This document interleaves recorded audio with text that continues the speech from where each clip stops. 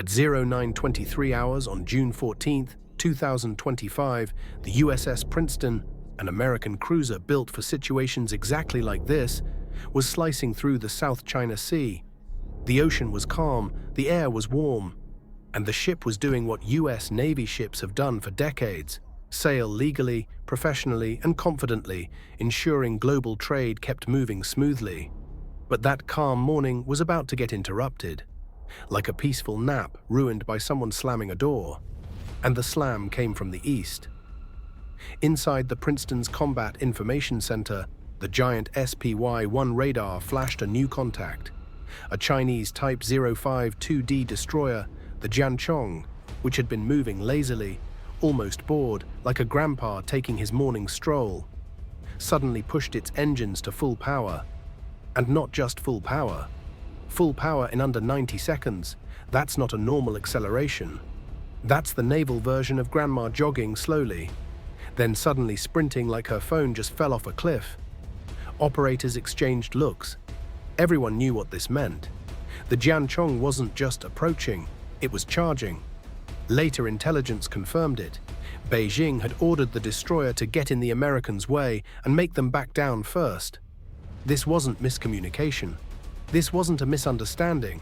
This was a deliberate military challenge, and Beijing was about to learn, again, why squaring up to the US Navy in international waters is a spectacularly bad idea. Before we dive deeper, if you love strategic breakdowns like this, make sure you hit like and subscribe to Defense Archives. We turn real military incidents into clear cinematic stories you won't see anywhere else. The US carrier strike group was 180 miles from the nearest Chinese coastline. International waters. Legal. Routine. But the moment the Jianchong hit full throttle, the clock started ticking. At its new speed, it would reach missile launch range in 17 minutes. That is an eternity in normal life. But in naval combat, 17 minutes is the difference between calm professionalism and absolute chaos. Inside the Princeton, however, the mood stayed icy cool. No panic, no shouting, no nervous sweating, just focused professionalism. Because everyone in that room knew something the Chinese destroyer didn't. The Princeton was carrying 122 vertical launch missile tubes. This wasn't just a ship. It was a floating, well-disciplined sledgehammer. The Princeton's SPY radar, one of the clearest naval radars ever built, provided a bright, high-fidelity picture of the closing destroyer. The Chinese destroyer's main weapon, the YJ-18 anti-ship missile, could reach the USS Nimitz in about 4 minutes. Fast, lethal, normally frightening. But today, their radar made it look like they were trying to aim using a cracked phone screen with low brightness. And US wasn't relying on normal. The Princeton carried SM-2s and SM-6s, and the Nimitz strike group carried dozens more defensive layers. The SM-6 missile alone can hit incoming missiles, shoot down aircraft, strike ships, hit land targets, operate over 240 miles away. The gap wasn't small. It was massive. This wasn't a boxing match. This was someone bringing a water pistol to a firefight. At 09:29, the Princeton's captain asked the question every real commander asks: what's their actual goal? Because no Chinese captain willingly charges a US cruiser unless he's under direct political orders. He wants to make a show for propaganda, or he's trying really hard to keep his job. The tactical action officer responded, "Sir, at this speed they'll be in firing range in 14 minutes." The immediate reaction should have been to prepare to fire, but the captain simply folded his arms and said, "Let's see how badly they want to look foolish first." This wasn't arrogance, it was experience. He knew something most people don't realize.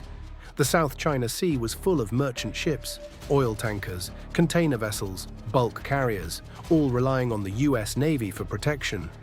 If Beijing started something here, global markets would start screaming, and they knew it. Meanwhile, the Nimitz supercarrier used the CEC, Cooperative Engagement Capability, system to instantly share all sensor data with every other ship. In seconds, the entire carrier strike group saw the Chinese destroyer's every move in crystal clarity. The Chinese thought they were facing one ship, They were actually facing 9 ships sharing one brain. While theirs was running on whatever bargain bin processor the procurement office found that week. At 0935, the E-2D Hawkeye spotted activity on the Chinese carrier Shandong. Multiple J-15 fighters were taking off. Hard climb. Full afterburner. Maximum hustle, except the climb rate was painfully slow. They weren't climbing. They were gently rising, like a slow elevator in an old shopping mall that apologizes before moving. Why? Because the Shandong doesn't have catapults. It uses a ski jump ramp. This means the J-15 can't take off. Fully fueled, fully armed, fully loaded. They were entering the fight half strength before the fight even started. They basically launched into battle with the enthusiasm of someone showing up to an exam with half a pencil and no eraser. Meanwhile, the American jets on the Nimitz were launching every 45 seconds. A constant, perfect rhythm, like a heartbeat made of jet engines. 1 minute later, the last piece of Beijing's intimidation package arrived. A Type 039 diesel submarine, 80 miles out. Diesel subs are supposed to be the ninjas of the ocean. Silent, deadly, invisible. This one? It sounded like a shopping trolley with a broken wheel, more like a washing machine full of cutlery. Sonar technicians described it as a freight train underwater. One operator joked, "Sir, if this is supposed to be stealthy, then I'm a ballerina." The entire US sonar team laughed. This was not a good omen for the Chinese. If you're enjoying this level of depth and realistic analysis, take 2 seconds to hit like and subscribe. Your support helps us continue breaking down global defense events with accuracy, clarity, and cinematic storytelling. By 0937, the deck of the Nimitz lit up with action. Super Hornets roared down the catapults one after another. Their APG-79 AESA radars scanned the sky with thousands of tiny elements, creating the clearest aerial picture possible. The Chinese J-15S, using older mechanical radars, were already fighting blind. Their radar image looked like someone smeared Vaseline on the screen and told them to just guess. But the true death blow wasn't radar. It was networking. Every American jet was connected through Link 16, forming a single shared network. If one jet saw something, all jets saw it. If one radar locked a threat, everyone got the info. If one fighter detected a missile, the whole formation reacted. Meanwhile, Chinese pilots relied on their own limited radars, their eyes, spotty radio links with Beijing. It was like fighting a synchronized drone swarm using walkie-talkies from the 1990s, or like fighting a synchronized drone swarm using a Bluetooth speaker from 2009 that keeps disconnecting. Then came the EA-18G Growlers. These jets are the bullies of the electronic warfare world. They don't fire missiles, they fire embarrassment.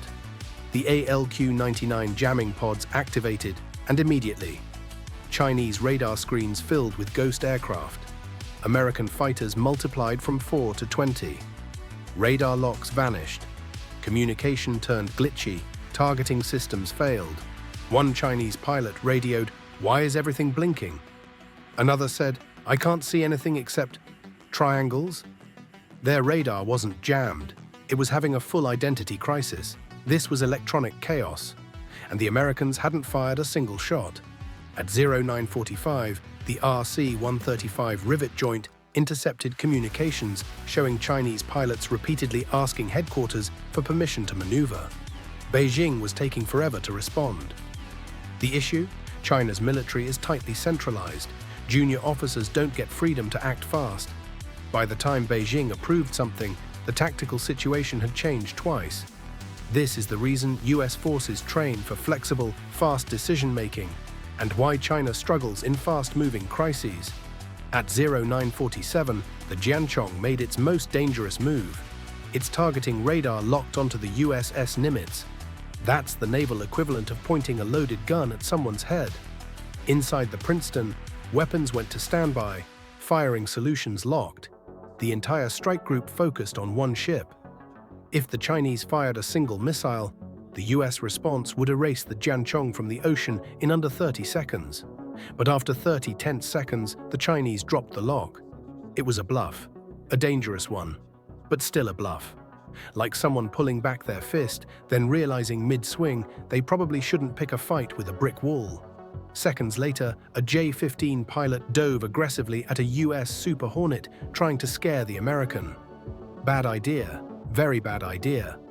The American rolled behind him effortlessly. For 3 long seconds, the AIM-9X missile tone was solid. If he fired, the Chinese jet would have been gone. The American didn't fire. That discipline is what separates trained professionals from reckless show-offs.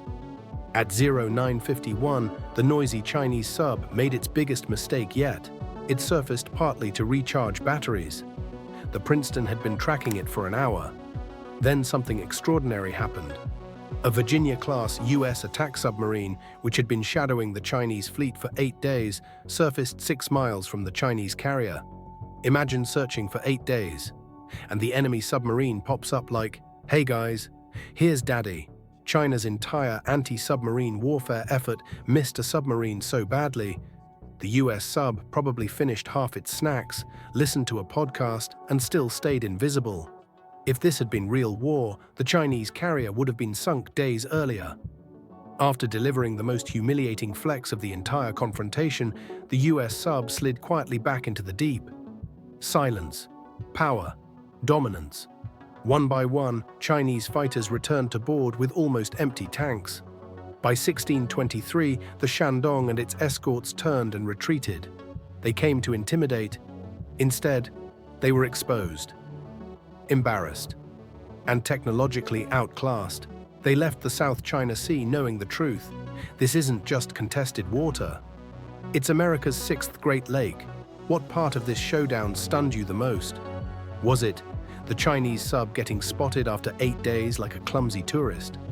The radar chaos that made their fighter jets fight ghosts? The growlers turning their entire network into a digital nightmare? Or the Princeton keeping ice-cold calm while their threat floundered? Comment below. I read every comment myself. And if you love cinematic military analysis and real-world defense breakdowns, subscribe to Defense Archives right now.